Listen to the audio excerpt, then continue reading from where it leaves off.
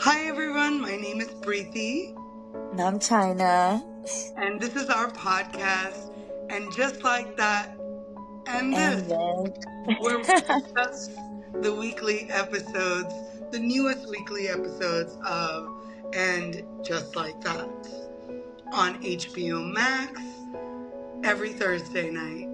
All right, so I think I will just go over the episode.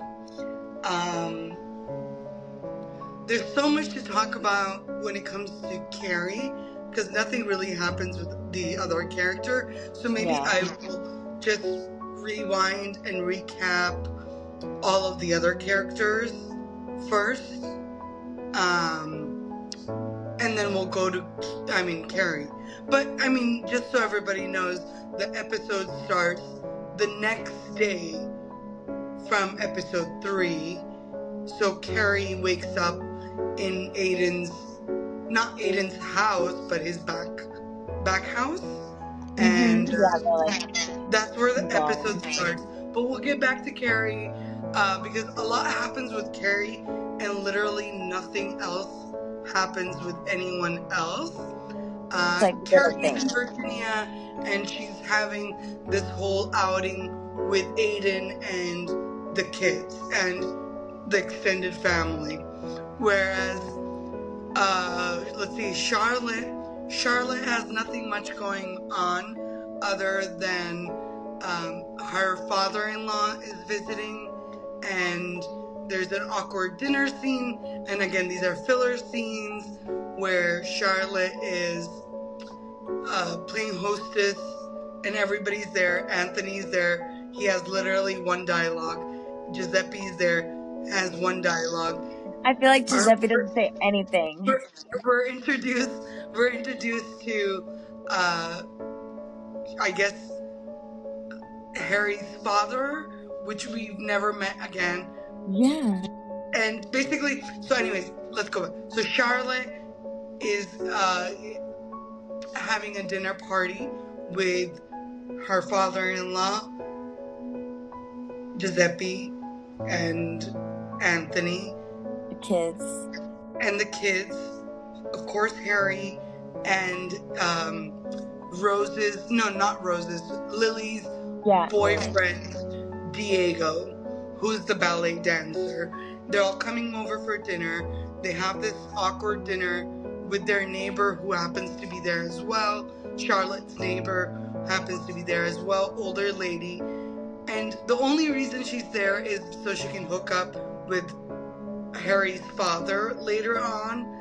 So they're having this awkward dinner. At this dinner, the only significant thing that happens is that we learn that Diego, who is Lily's boyfriend, is a polyamorous relationship, also has a boyfriend. That's it. End of story. That's all we learn. Nothing else happens during that dinner. LTW's character is having a crisis hiring an editor, and first she mistakes this editor as a female editor, but then realizes it's a male editor, and there's an awkward conversation with her, I guess, boss or somebody who works with LTW about, how we can't discuss that if this is a woman or not, and should I be, because LTW wants to hire a female editor, and they're awkward about this, but it turns out to be a man, a black man who's handsome, and LTW is not 100% sure about him, but is definitely interested in his hotness, and she is also having trouble sleeping. So when she sleeps, she's talking in her sleep, and her husband is annoyed about that and wants to sleep in a separate room than her. And that is literally all that happens. You don't even get to hear the end of their story in this episode. She is, again, another night happens, and LTW wants to sleep with her husband, and her husband's like, hey, I have a really big important meeting the next day, so I'm going to sleep separately. And she's like, no, sleep with me. This is sleep divorce. I don't want that. Sleep with me. and he goes to sleep, and she is trying to throw water in her face to try to keep herself awake. That is all that happens. Less than that is Seema's. Seema, nothing happens with her other than it's the next day. She's already back in the office. She has a meeting with her new partner, and her new partner tells her, hey, come work with me. And she's like, no, I'm not going to work with you. And he's like, okay, so empty out the office. And she's like, I thought I had 30 days. And he's like, no, you don't. And she empties out her office. Not really, she just takes one thing and tries to tell her assistant, hey, do you want to come work with me? And the assistant's like, no, bro, I'm not going to come with you. I need to pay my rent. And she's like, okay. And that's it. That is end of Seema's story for this episode. And for Miranda is going back on the BBC. And she's excited about that. And she's at like the UN or some important building and is doing an interview for the BBC with Joy as well. And Joy's not there, but she's producing, she's behind the screen. And Miranda is saying something. And Miranda's talking like how she does, very passionately, very fast. And for some reason, out of nowhere, she makes, she stops at the wrong word. She says countryside instead of countryside.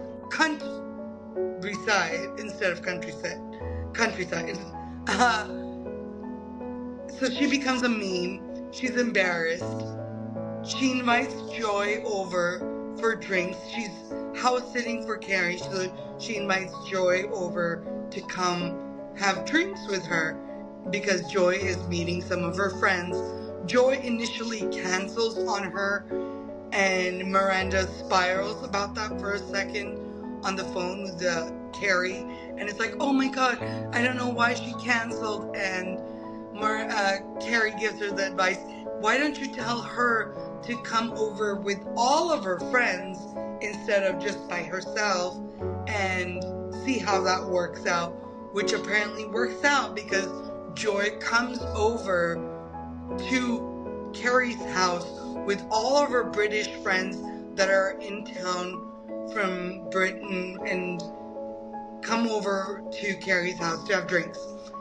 They have this awkward conversation. All of the friends have this conversation while they're drunk that literally doesn't mean like I literally watched the episode 3 times to understand that conversation, and that conversation makes absolutely no sense. They're like having this funny conversation amongst themselves about something. I can't even tell you what it is.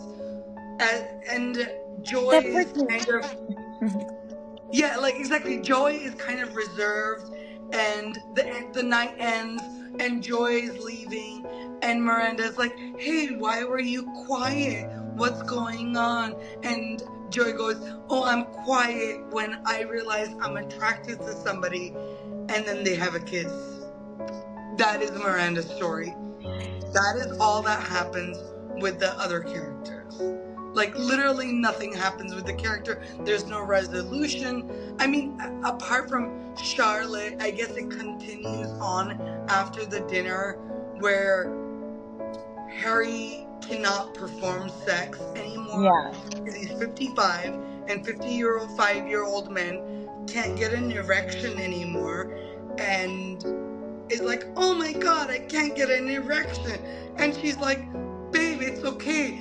If you can't get an erection, does it mean that we're not Charlotte and Harry anymore? And he's like, no, that's true. We'll always love each other. And then Charlotte's daughter Rose walks in and is telling them, hey, I was on Grandpa's computer trying to help him clean up the iPad, and he has a lot of Pornhub on his iPad, so never ask me to do anything ever again.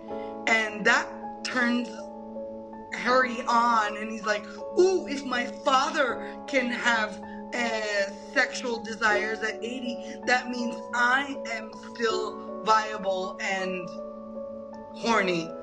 That is literally all that happens.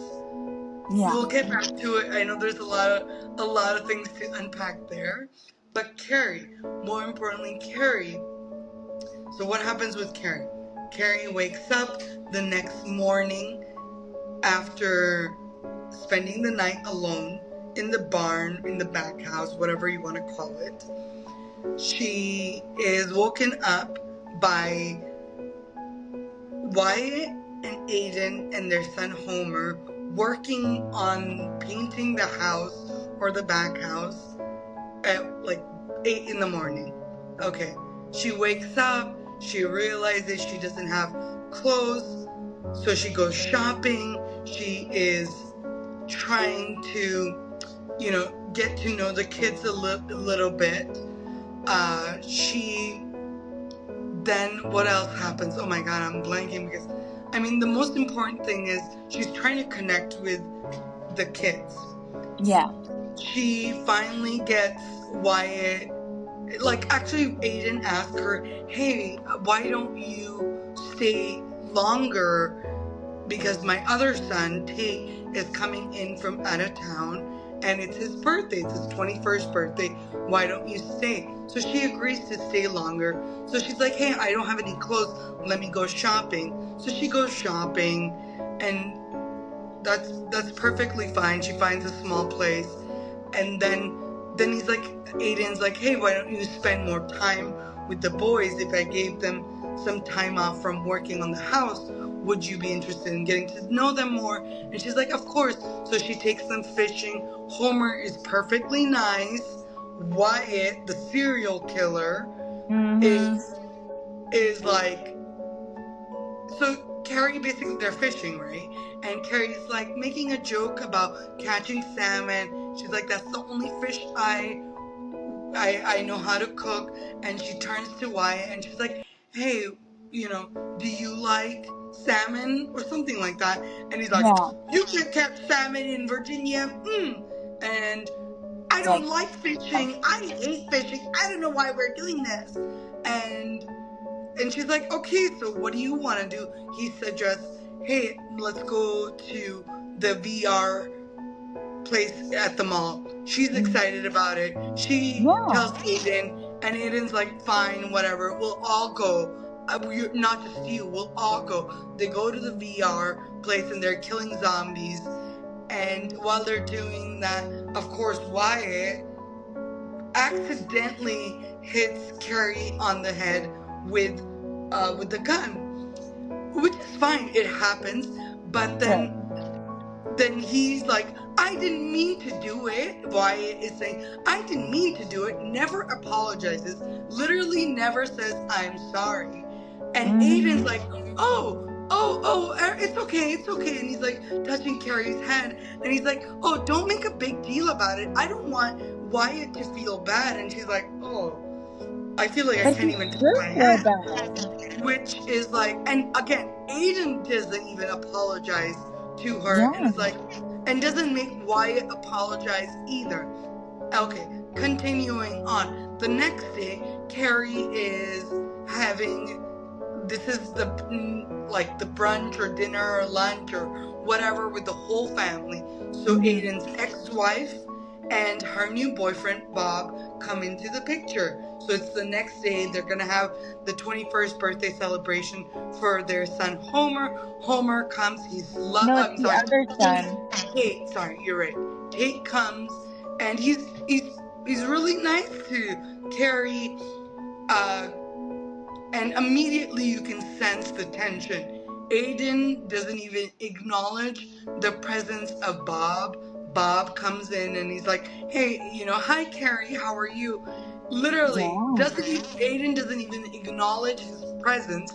Rude as F. Like, come on, they've been apparently together at least for 4 years by this time. Like, really? Like, why are you so rude to this man? Anyway, the dinner continues and they're playing apples to apples.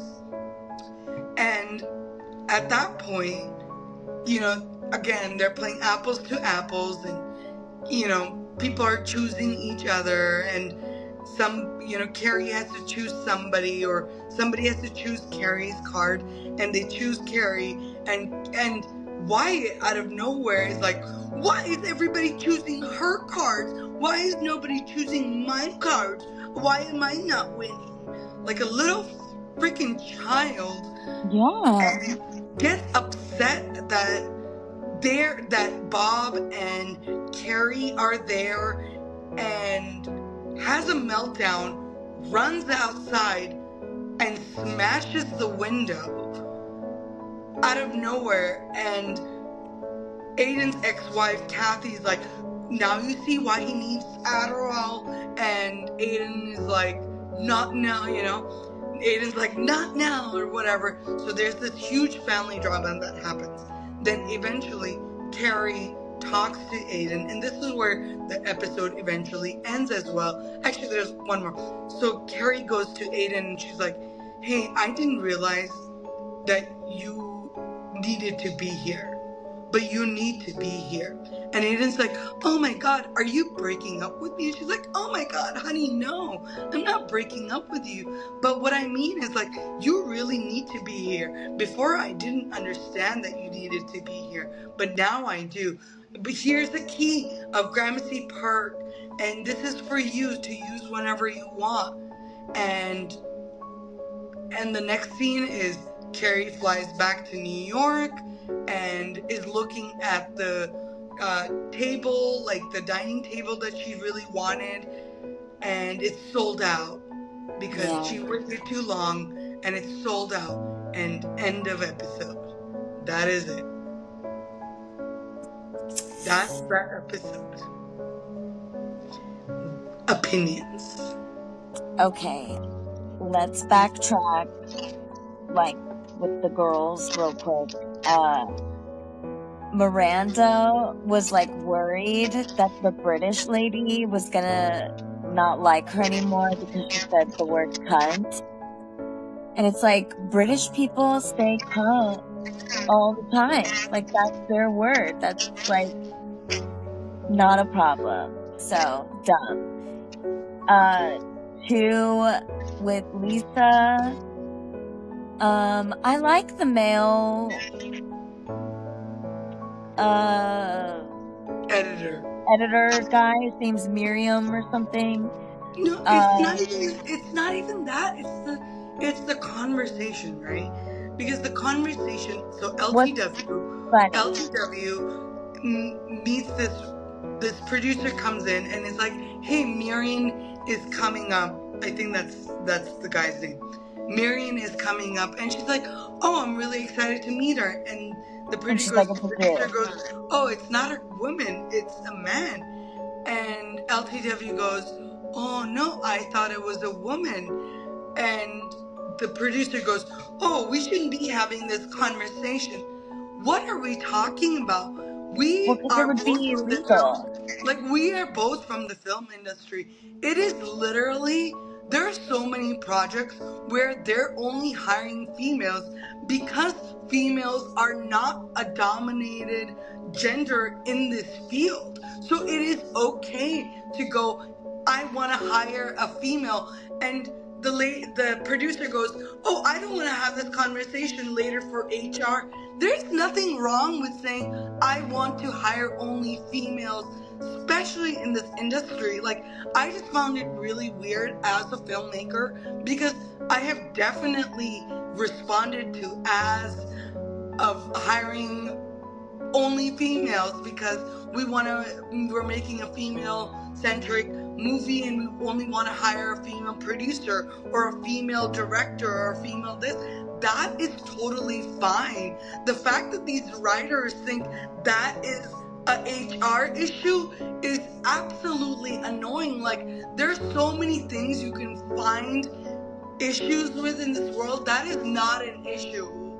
Anyways, that really annoyed me, considering the writers of the show are female. What are you talking about, bro? What are you talking about? So I just found it that there's nothing else that they could give LTW. So they gave her this dilemma that she thought she was hiring a female editor, but in fact she's hiring a male editor. Do you get what I'm saying? Like, do you know what I mean? Yeah, totally. I think that when you're working independently, you can definitely say, like, yeah, I want a all-female crew or whatever, but I believe this show is for PBS. So PBS would have an HR, and they would, and the two girls that are, like, telling her all those things, they're, like, her bosses, essentially.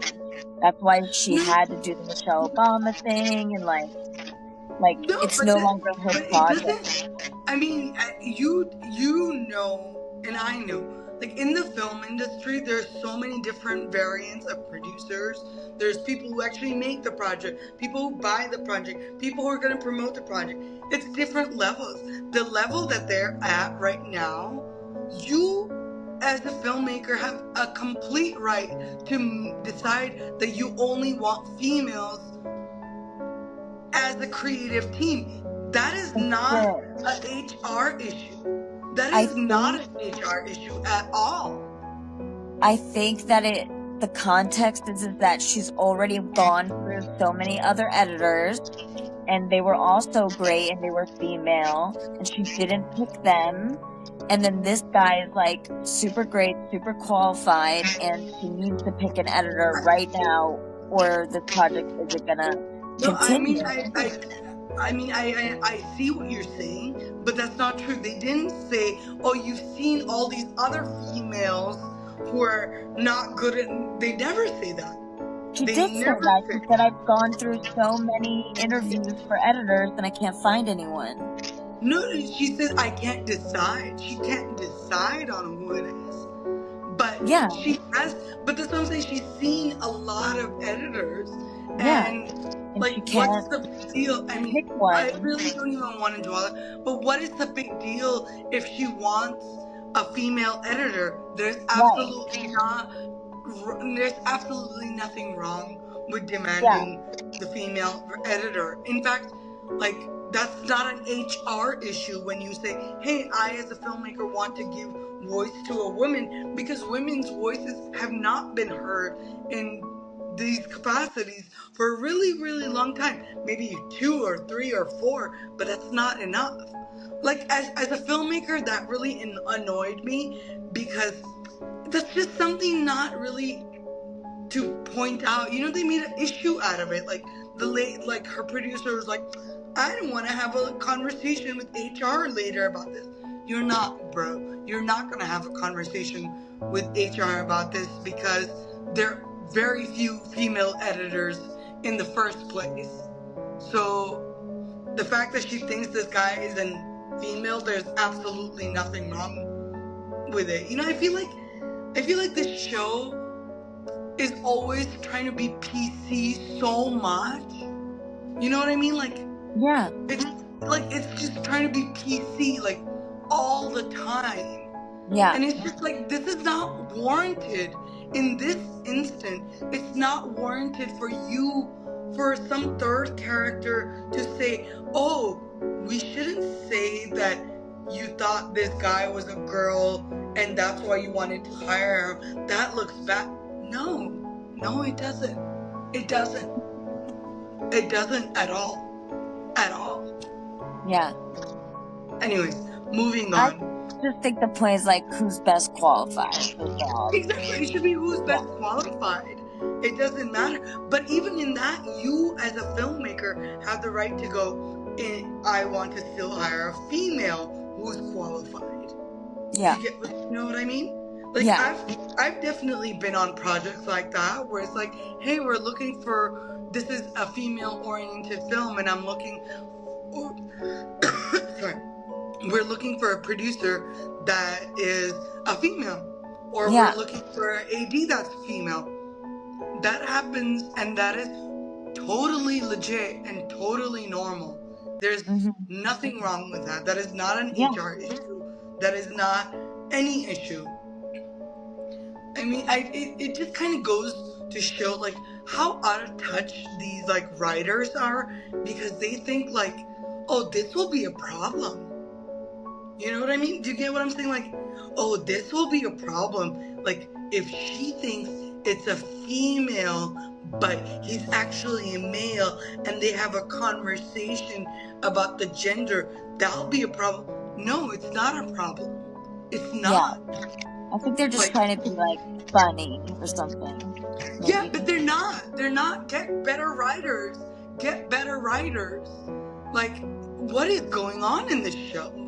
I've spoken to at least like 4 people this week that are just like, what is happening in the show? Oh my god, I have so many things to say about like all the marketing that they're doing as well. Sarah Jessica Parker. It's just getting worse and worse. LTWs, nothing else happens. Nothing else. The sleep thing, it's like, yeah, if my partner is being loud, then yeah, I'm gonna go sleep somewhere else. Like, why? And then why would she stay awake? She is a busy person too. It's like, is she not an educated, intelligent woman? Like, why do these women act so dumb sometimes, you know? Exactly, like, she's literally LTW is throwing water in her face to stay awake so she doesn't talk in her sleep, so her husband can get good night's sleep, because she doesn't want them to have separate beds, because sleep divorce? What is sleep divorce?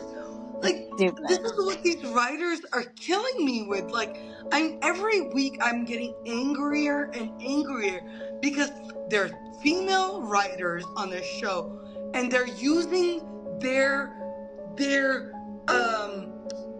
experience. I'm sorry, I don't want to know your experience. These women are supposed to be better than us in terms of, like, they're supposed to be even more bosses. You know, they're supposed to be even better in the sense of equality, in the terms of understanding, in the terms of, like, in every which way they're supposed to be ahead of women where we are as normal, like, their society is here. These women should be here. These women are here. Like, what is going on? Like, I can't even discuss Charlotte's storyline, because what happened to Charlotte in this story? Nothing. It was stupid. I did think it was cute that everybody was cool with Lily's boyfriend being Paulie. Like, that was cute. Like, nobody was like, what the fuck? You know, and they was like, oh, when I was young, male ballerinas dated boys or whatever, and then, or had boyfriends. And then he's like, oh, I do have a boyfriend. And they just joked about it. Like, because they know, like, this relationship isn't gonna last. Like, don't make a big deal about it. You know what I mean? I'm glad you didn't make a big deal about it, but, you know, Charlotte was surprised by it. Charlotte was of course. Like, Charlotte, I mean, that whole dinner, like, I feel like, again, I don't want to know anything about Lily and her boyfriend. I'm not watching this show for Lily and her polyamorous boyfriend. I don't care for them. That's not what I'm watching the show. I don't care what happens to Diego. They could die for all I care. You know what I mean? Like, who cares? Okay, and then, wait, with Sima, I did love that she tried to have her Jerry Maguire moment with her secretary. I know, but the line... That was funny. Like, she was like, come with me. And she was like, no, I had to pay my rent. And she was like, whatever. Like, you had me at hello. Yeah, I mean, I get that, but then who's writing the dialogues? Literally, she goes, oh, this was my Jerry Maguire moment. And her assistant goes, who's Jerry Maguire? And she goes, I know. It's a science fiction movie. What? She's joking. I know, but is that supposed to be funny? But, like, science fiction doesn't even make sense. If it was I know, because the girl is so dumb and young that she doesn't know, and so you could tell her anything. I get it, but yeah, come on, you're writing dialogue. You and I know the dialogues are supposed to push the story forward, or they're supposed to it's pretty bad sometimes. give us an understanding of the character. What did you understand about that? Oh, it's a science fiction movie. What did you get from that? That Seema is sarcastic and funny. Really? You found that line funny? That it's a that the young girl that never seen Jerry Maguire now thinks that Jerry Maguire is a science fiction movie? Yeah, that's funny. Because she's an idiot. I don't find it funny at all. I think it's a dumb line. It doesn't make any sense. I don't think this girl is gonna be like, oh, is it really a science fiction? It doesn't help us understand. No, I know it's sarcasm. Yeah, but it's not even it's not even good sarcasm. If genuinely made me laugh, if she said it's a movie about clowns or it was something more that related to the situation, it would make more sense. But science fiction, it's because it's not a science fiction movie. Overall, the dialogues of the show are abysmal. Yes, they're very bad. And that is what I'm getting at. I get it. If you really no, but some things are funny. But they're it's abysmal. Whenever they think they're trying to be funny, they're not being funny. And that is, I feel like it's a continuation. This dialogue is that in that realm for me. I didn't find it I was just like, what? I am confused about Seema's job situation only for the fact that I thought she was a partner. Her name is on the wall. And then how is this guy, is he gonna buy her out? I'm so confused. Why does it look like she got fired? It doesn't even make sense. No, it doesn't. Partner. So if her partner sold her part, she would still be a partner. Yeah. It doesn't make sense. It doesn't. None of it makes sense. Not only that, in the last episode, Seema's like, I'm going to go take my vacation and figure out how I'm going to start on my own. And I'm going to call it Patel Groups or something like that. And in the next scene, which is literally the next day, she's back in the office working again. Nothing happened. Because she thought she had 30 days, remember? No, I know, but remember in episode 3, she goes, I'm taking my vacation. I have a million, and then she has that dinner with Carrie. Yeah. And then she has that dinner with Carrie, and she goes, hey, Carrie, I'm going to start. It's going to be called Patel Groups, blah, blah, blah. Yeah. And literally the next day, she's back in the office. Why is she in the office? Why isn't, why? She went back to the office, and now she's, confused that she didn't have 30 more days? He's firing her? What is going on? Is she a partner? Is she not a partner? I know, it's so confusing. It was so confusing. And that's it. They don't even finish off her story. It just ends with her going with that stupid dialogue and just leaving her office. I don't understand. This is what I'm talking about. It is such bad writing. There's so many, and this is where what was great about Sex and the City was it was episodic.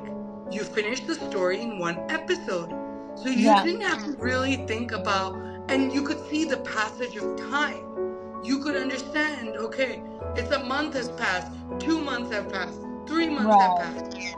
Where this is not passage of time, and they can't figure out, and they can't finish the story, and it literally, I'm watching a soap opera. It is so beyond boring. I am getting absolutely mad and frustrated. It's insane. Okay, lastly, Sarah Jessica Parker's story, Carrie's story. What did you think about that? Okay. I'll say I really truly loved the dresses that she got from the shop. Which she didn't want. She said sister vibes. Yeah. Do sister wives live in Virginia? I don't know. Mormons can live anywhere. There's Mormons in California. You know? I don't know. But, dresses were adorable. I love that she took the quad out because that is such like a southern thing to do. You like go on the 4-wheeler and you can go places. You don't need a license. So I thought that was fun. I thought it was cute that they, went like fishing or whatever, like trying to get to know them, and then went to the VR thing. Like I like that Carrie is kind of like trying, But yeah, Wyatt, absolutely horrible. He's definitely like a psychopath. I think that he hit Carrie on purpose. I mean, I don't know if he hit her on purpose, but the fact that he doesn't even apologize. I know. Like, why would you not want to be accountable? Like, all you have to say is, I'm sorry. And, like, he's like, I didn't mean to do it. We know. Like, no one said you did. We know, we hope that you didn't mean to do it. But why aren't you apologizing? And then the fact that Aiden tells her, oh, don't make a big deal about it, because I don't want Wyatt to feel bad. What is this terrorist child? I'm sorry. This is the kind of child that shoots up a high school. Yes. What is going on with this child? He doesn't have ADD or ADHD. He has bipolar disorder. This kid is off the rails. And the fact that I'm talking about a child's problem on this show is annoying the shit out of me. Why do I care?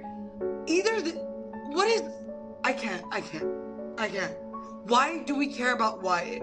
Why is Aiden such a terrible father to Wyatt? Like, what is going on?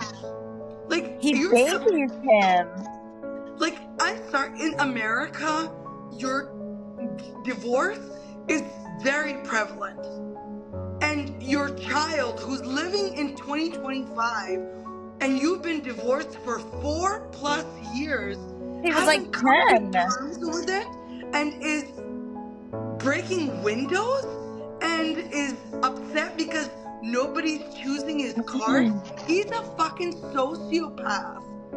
Like, you need to get him into a mental hospital. And the fact that the show is becoming about this is insane. Sorry, I'm so worked up about this. Like, I can't. I genuinely want to stop watching this show, but the fact that we have this podcast, like, I know I feel like we all should band together as fans and stop watching this, because the marketing that Sarah J.P. has been doing this week is pissing me off. Continue. Okay, sorry. And then... See how easy that was, Wyatt, to say I'm sorry? Oh, I know, it's crazy. And, I was right that Aiden didn't know that What's-Her-Face had asked her to get the pills, and that he doesn't like them, and all that shit. It was like, I knew it. Like, oh my god, that's crazy. I mean, that I totally was giving off. But what was... Okay, so Aiden and Kathy supposedly have a breakup. And am I wrong? But why do I remember Kathy telling Carrie that it was always Carrie for Aiden? Okay. Weird. Do I remember this? Where do I remember this from? Yeah, she did say that. Right? Okay. So, why is Aiden being an a-hole to Bob Kathy's boyfriend of 4 years. He doesn't even acknowledge him, doesn't even say hi to him. What is going on over there? Maybe Aiden is the reason why it's such an a-hole. Kids learn from their children, and I'm sorry, but if you were nice to Bob, like if Aiden was nice to him, then maybe Wyatt would be nice to him. Exactly, like what is going on? Like maybe Aiden is the bad example for Wyatt, because why aren't you acknowledging Bob's presence? And you guys are supposedly a close-knit family? Doesn't seem so. It seems like Wyatt has been a crazy child from the beginning. Yeah, and the brothers are over it. Yeah, like what is going on? Like I know children of divorce. Like even if you I would understand this if they just got divorced and they were dating all these new people right away, and the kids were like, oh my god, what's... Apparently they've been divorced for over 4+ years, because Kathy has been dating Bob for at least 4 years. So let's say 5 years. So in 5 years, Wyatt hasn't accepted that their parents are divorced. What in the world is going on? Aiden enabled him. Exactly. Like, Aiden is the problem. Like, first of all, you tell Carrie after she gets hit, don't make a big deal about it. I know. What? I would break up with him. That's what I was saying throughout the whole episode. I was like, I would break up with Aiden. Like, exactly. Honestly, when Aiden and Carrie are having that conversation where Carrie is going, hey, I finally understand you need to be here, because she sees all the craziness with Wyatt, and he goes, are you breaking up with me? And she's like, no, I was so upset. Yes, you should I'm be breaking up with you. Girl, you need to figure out your crazy psychopathic of a son and yourself before he shoots up a school because his parents got divorced. Like he doesn't know how to control his emotions. Like, that's what is going on? I can't. What is this show about? Is this show a serious show about a couple who fall in love again, and the psychopath son who ends up murdering the new girlfriend? Is this what the show is about? Because then it is that I will watch it in that perspective. Don't pretend to me that this is Sex and the City, the sequel, because that is not what the show is. It is a totally different show. It is. What is this show? And Serica's Jessica Parker. Have you watched her interviews throughout this week?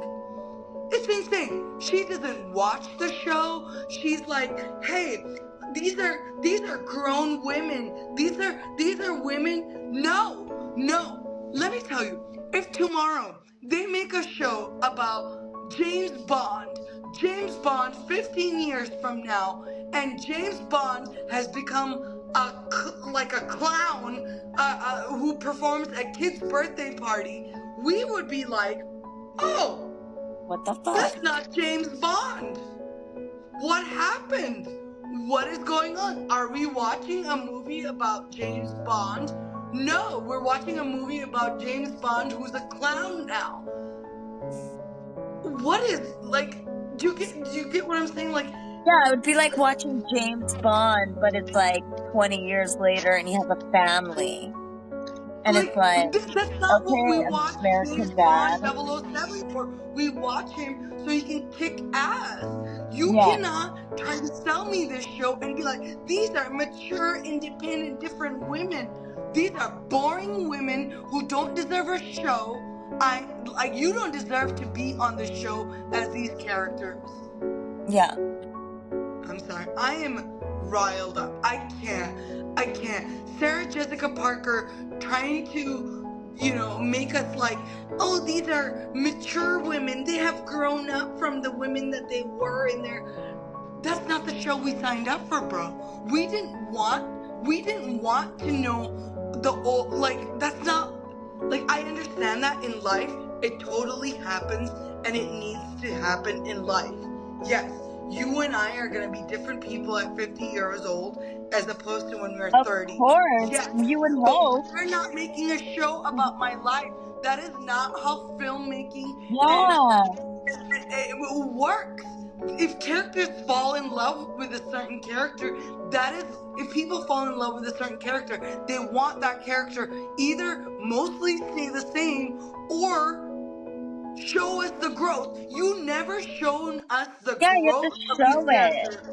Like this show, we didn't see Carrie growing from the crazy person. We just got Carrie, crazy person, to Carrie, who's a normal person. What? That is not the show we showed up for. Oh, sorry. I can't. We should write our own show. Honestly, the more I find out about what they're saying, these actors are saying, and these writers are saying. Yeah. This is the female writers, and they're using their life stories or their life experience. Okay. That's fine. But this is not what this show is about. This show is not about the normal 50-year-old women having normal experiences. No. These women were supposed to be having more than what we're having. They're supposed to show us the light into something more different, into something better, a different way of thinking, a different way of seeing things. We don't want to see it the way we have it. We already know that. That's not what the show is about. Yeah. I just can't. It makes me... And they're making millions and millions and millions of dollars. I know. Like every commentary that I've seen about the show, nobody likes the show. Nobody likes the show. Not one person. And Sarah Jessica Parker saying, "Oh, I don't really pay attention to..." What? Like, really? I know. How can you not? That doesn't even make any sense. Like, I don't believe her one bit. She doesn't know what people are saying about her show that she spent so much time and effort on. There's no way. No way, I don't girl. believe like, her. Stop lying. I don't believe that she doesn't watch the show. I don't believe that. Yeah. I don't believe it. Yeah, me too. And if she is really telling the truth, maybe you should watch your show, because your legacy is dying. Your legacy is dying in front of our eyes. Like, oh, I can't. I'm so... it's okay for characters, obviously, to grow and change. But not to the point that it's, like, not even the same... There's not even the essence of the person. Like, I'm not saying, like, oh, my grandma is, like, still the same person that she was when she was in her 20s. Obviously not when she's, like, in her 70s. But it's, like, she was still fun and funny and, like, had her personality. And she didn't throw away her morals and, like, sensibilities. In real life, of course we're gonna grow as people. Yeah. But when you're making a show, when you're making television, when you're making a movie, you can't do that. You cannot do that. But you show what happened to make them, what happened to change that part of them. You have to show that. Like, you can't just say it. Exactly. We didn't get a show about the changing of Carrie, because even in the movies she was primarily the same. Yeah. And in 15 years we don't see her or we don't hear from her, and now she's so changed. So then then this show should be, and just like that, we are boring women who are changing.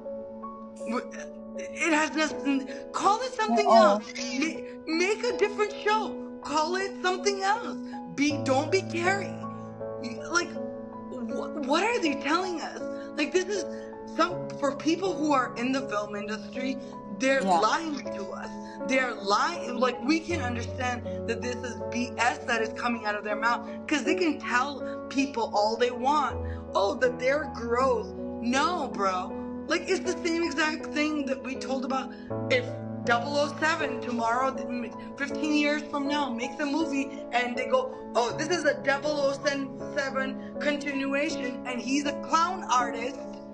We would be like, whoa, that's not the movie that we showed up for, bro. 007. Like, we thought you were 007. Like, that's the movie that we showed up for. Oh, it's 007 who's a clown. Now, like, what it, I feel like they're like, they think we're stupid as an audience or something. Yeah. That we're just gonna believe all the bullshit that comes out of their mouth. Yes. They do think we're stupid. And we are stupid because we are watching it. We're watching it because this shows that because we loved the show so much. And we loved these characters. And yes, we wanted these characters to get better. Nobody's saying that we wanted you to stagnate and be the same people. But we didn't want you to be these people that we don't recognize. And this is not the show. Then make a whole different show. That's totally fine. You could have hired the same cast and been like, hey, this is Life on the Prairie Part 2. Mm-hmm. And we would have been like, oh, same actors, different show. We could have gotten behind that. But you're trying to sell this as Sex and the City sequel. Like, we don't recognize any of these characters. Like, what? This is such a boring show. Like, if I could give it like a negative rating on Netflix or on HBO, I would. Mm-hmm. I really would. I watch it. I genuinely want to stop watching it. Like, it's getting, like, I feel like if I can withhold, and maybe if all of us could withhold, they would understand how shitty it is. Mm-hmm. But I don't know if I could get enough people behind me. I'm only watching it for you. I don't know, like, this one was, like, exciting, but, like, in all the wrong ways, you know? What do you mean? Like, the other ones were so boring. Like, the other episodes this season. Mm-hmm. And so, like, this one was, like, not boring, but not, like, in a good way. Do you know what I mean? I understand. It was exciting because Wyatt was acting crazy and had all this passive-aggressive behavior. Yeah, and I didn't know what was going to happen. Like, is Carrie going to break up with Aiden? Are they going to argue about the ADHD thing? Like, what's going to happen? I didn't know, you know? So yeah, but then, again, it was a letdown because Carrie's like, no, honey, I'm not going to break up with you. What? He's a bad dad. No. Okay, let's say you could get over the fact that he's a bad dad. I would be like, bro, you just have so much going on in your life. I can finally see that. Like, you need to be here. Yeah. But this long distance is not gonna work. Because we're fucking 56 years old and we are not gonna do this. Like, that is the mature conversation. Honestly, I would have liked this episode 10 times more if Carrie was like, you need to be here and you need to really be here. Because having this long distance relationship is still gonna make him have to be in New York. Yeah. Like, and he needs to put his 100% into Wyatt because he's raising a sociopath who's going to murder people eventually. Yeah, And it's then like you can never have a they could make a girlfriend. spin-off about Aiden and his family and make Being money in that way. Let Prison Break. Yeah, like then they can make a whole different like spin-off of that, because that, that's a, like, what is the show about? Like, family drama? Like, the entire series was supposed to be no family drama, friends, life, and all that. And now it's like, Carrie doesn't even like kids. Like, she didn't even want children. She didn't even know she wanted children her whole life. I mean, honestly, she should have broken up with him at that point and been like, hey, bro, you need to concentrate on your family. Let me do me. We'll see what's up in 5 years. Like adults. Yeah. We'll see. We'll circle back. If you're in the same place, I'm in the same place, we'll give it a go again. Yeah, I agree. But she's like desperately holding on to this. It's just like the writer is, it's just like the writers, I don't know. The writers want to see her with Aiden more than we as the fans do at this point. Sadly. It's like, okay, you know how there was like a guy in some point in your life, you had a crush on him when you were younger, or maybe you did date him, right? And he was really cute, but nothing serious. And then, years go by, 20 years go by, and you look him up on Facebook to just see, like, oh, what's going on with him? What if he was the love of my life? And then you look him up, and he's like fat and bald and gross, and you're just like, yeah, I'm glad it didn't work out, That should have been Carrie's aha moment, right? Like, oh, in New York City, Aiden is a different person. The sparks flew. She fell back in love with him. Then going to Virginia and like experiencing like the realness out of New York City, the sparkle is gone. She and his son are obviously not getting along. That's when, you realize, and then also just seeing how he doesn't hold his son accountable. The kid runs the house. Other family members aren't even into it either. Everyone's seeing what's happening. He doesn't take medicine. It's only going to get worse.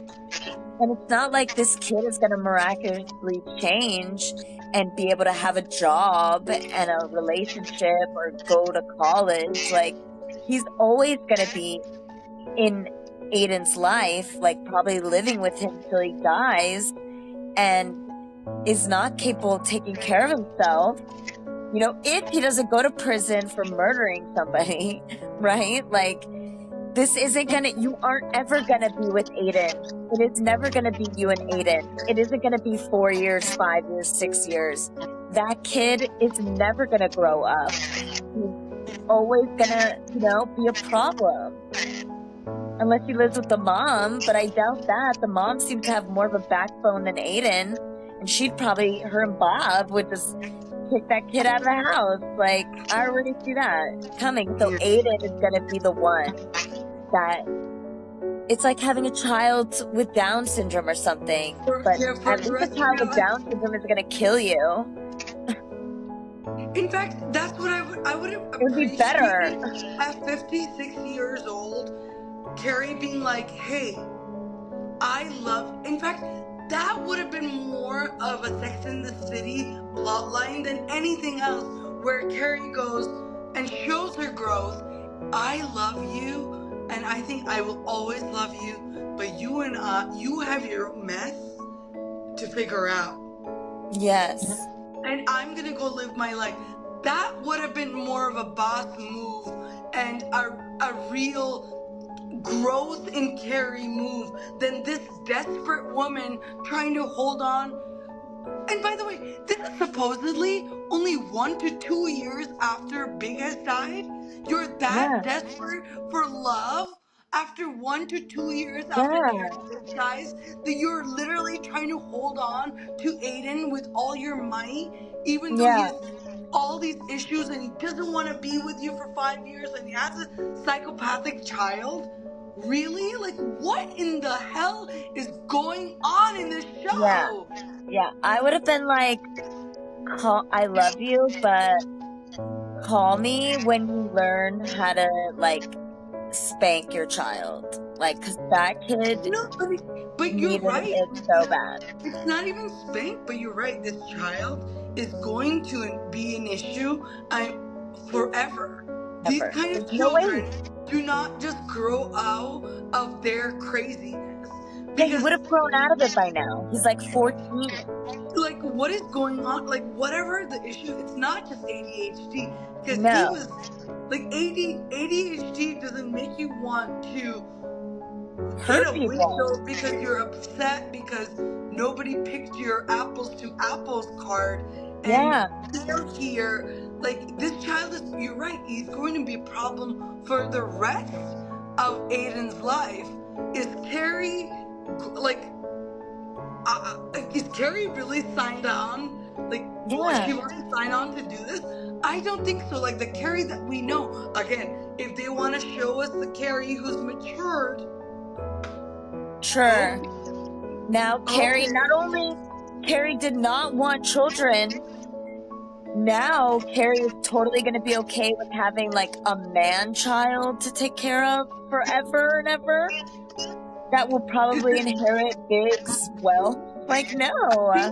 I feel like Sarah Jessica Parker was probably like, hey, I don't want to kiss or have sex with anybody else on screen, so make this Aiden thing, make this storyline with Aiden happen.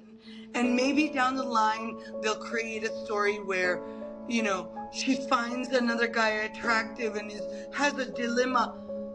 Again, this is crazy. This show would rather go down the path of cheating than Carrie being like, okay, I am a mature woman who, at 56 years old, have made the mature decision, hey, Aiden, I love you, and I want to be with you, but you have your problems, and you need to deal with them, and come back to me when you figure them out. But I am not going to hold on and pray that you come visit me and you have my keys. What?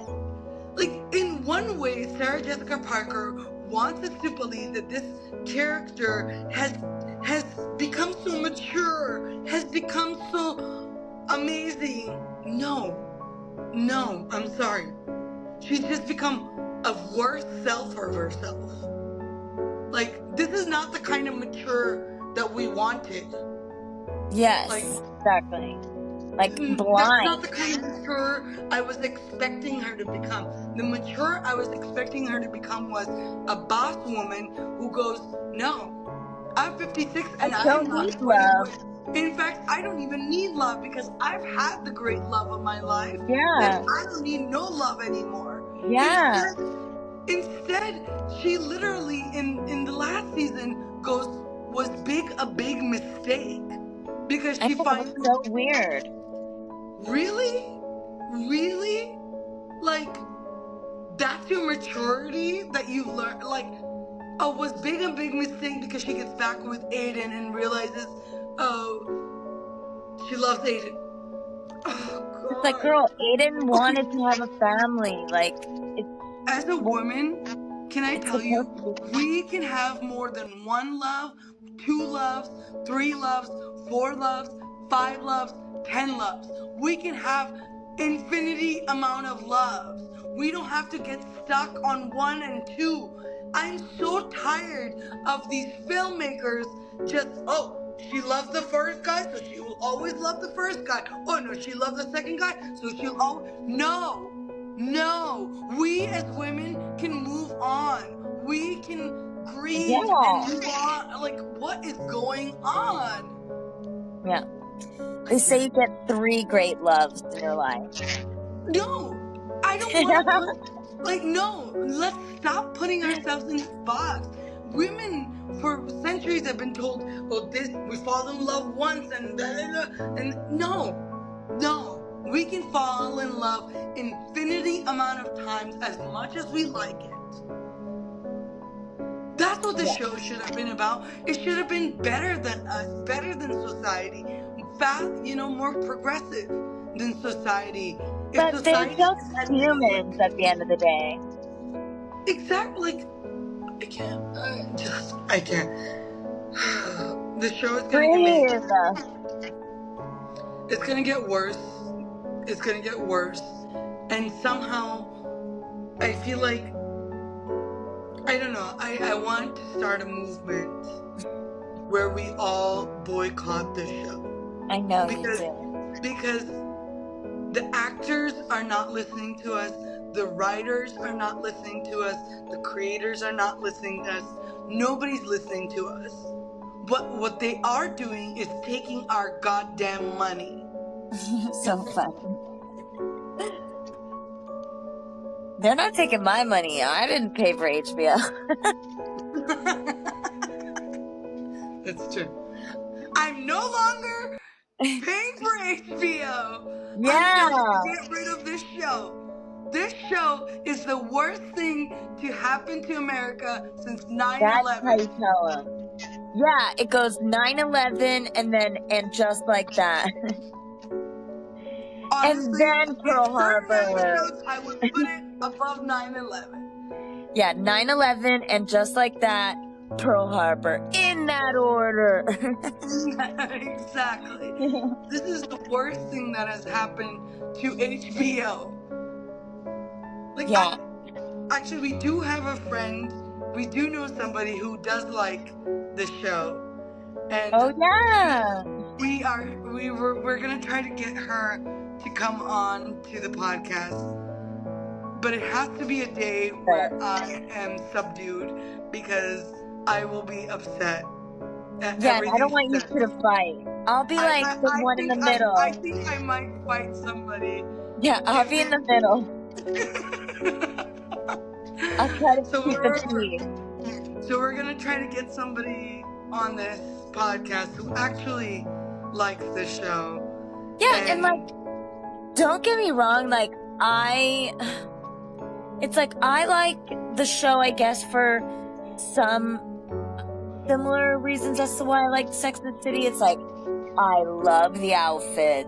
I love the shots of the city. And like, even her going to the country, it's like, oh, I like the juxtaposition of like, this is the country, and even her outfits are a little like laid back. Like, I see the subtleties as like a person who like looks at a movie or a TV show, not just what people are saying and doing, but like I look at the background, I look at, everything like you do. I look at what they're wearing, how that fits in, like all the subtle little details, things you're saying without saying, and the show is bad writing, but I believe the same person who styled Sex and the City also styles this one.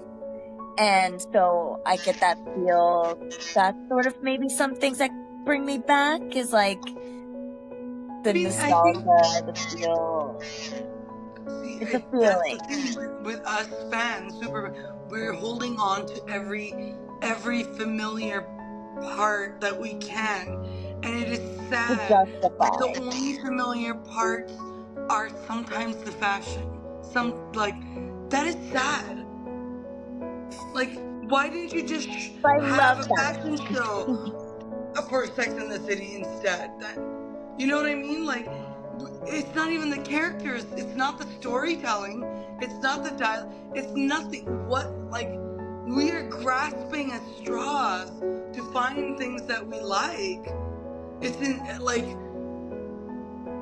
And the fact that it's a slap in our face when people like Sarah Jessica Parker who say, I'm not watching the show and I'm not really paying attention. Bro, like, as a filmmaker, I totally get it. And I agree with it that audience should not dictate your content. should not dictate your creative workflow. I agree with you. But if an audience tells you when your movie sucks, you have to learn from it and go, oh, what part of it sucked? Not go, oh, I'm gonna keep churning out sucky things. Yeah. And let everybody suffer. And also, like, when you're saying, like, yeah, I'm not gonna let the audience dictate my art, but you're literally making this show, which is a prequel of a very popular show. You're remaking this thing because the audience is asking for it. It wasn't something that you just were like, let's do a revival. No, this is something we've been wanting, we've been asking for. So yeah, we do kinda should get a little say in the least they could have done. Our opinion should matter. It stayed true to the characters. Yeah, it's not an independent, separate thing. Like, that's all we asked for. You could have done the entire story probably the same way, but stay true to those characters. Like Carrie's character would have been fleeing out the door, making out with some other guy at the first sign. And I get it. You want to show that they're mature women. Then you should have made a show about life in Manhattan in your 50s and call or it that. We should have seen her maturing towards the end of Sex and the City, or in one of the movies. Did. No, exactly. Exactly. Like she was, and I mean, you and I, like as filming, like when you write for television, you literally when they tell you when you're writing for television is that your character cannot really grow that much. It can have moments of self-realization. It can have moments, and again, don't get me wrong, you can break the mold. You can do things that are different than the expected norm. 100% agree with that. But is that what the show is? Is that what the writing is? Is it breaking the mold? Is it breaking the barriers of amazing writing and amazing plot points? No, it is not doing that either. If it was, I would be on board. 100%. 100%. I'd be like, they're breaking the mold. They're doing something different. No, they're not. Like the whole story with Harry. Again, he's 55 years old. He can't get, like, I mean, we can discuss this thing, the whole banana thing, right? Like, they make the joke start, the scenes of Harry and Charlotte start with Harry walking into the kitchen and he sees a banana. And it's not even an old banana. It's not a bruised up, limpy banana. It's just a normal banana. And he's like, oh, who's this?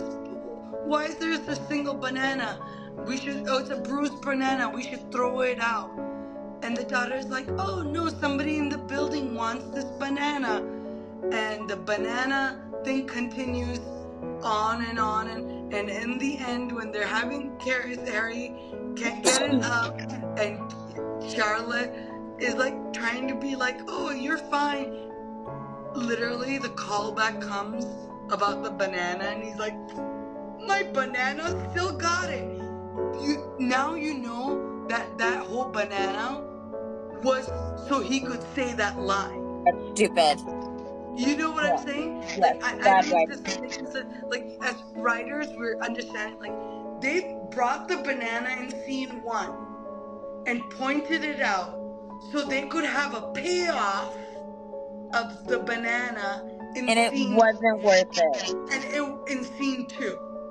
So the banana mentioned in scene 1 would have a payoff in scene 2, and it wasn't. It was not. This is what I'm talking about. It's bad writing, Like the women who are writing the show, who are in their 50s, they're gonna ruin writing for women, writing jobs for women. What is going, like, okay. okay. No one's gonna hire us. Maybe you and your husband probably had problems in the bed. And I do believe that, sure, after 50, you're not like super powerful and strong all the time in the bed. I get that, you know, I do. But yeah, it's like, come on, it's Harry and Charlotte. They're so in love, like they're always fucking. I totally get that.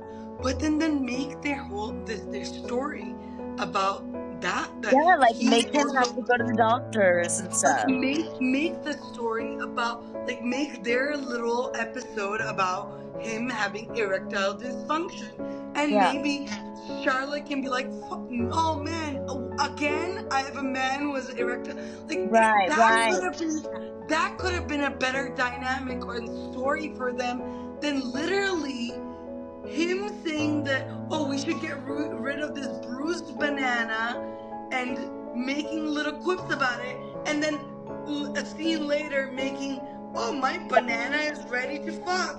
Yeah, it's dumb. It's so dumb. Do you get what I'm saying? Like, yes, like, it's bad writing.